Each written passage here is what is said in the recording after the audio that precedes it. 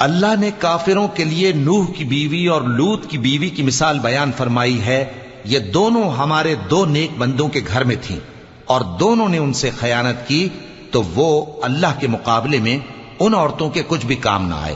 اور ان کو حکم دیا گیا کہ دوسرے داخل ہونے والوں کے ساتھ تم بھی دوزخ میں داخل ہو جاؤ۔ اور مومنوں کے لیے ایک مثال تو فرعون کی بیوی کی بیان فرمائی کہ اس نے اللہ سے التجا کی کہ اے میرے پروردگار، میرے لیے بہشت میں اپنے پاس ایک گھر بنا اور مجھے فرعون اور اس کے عمل سے نجات بخش اور ظالم لوگوں سے مجھ کو چھڑا لے۔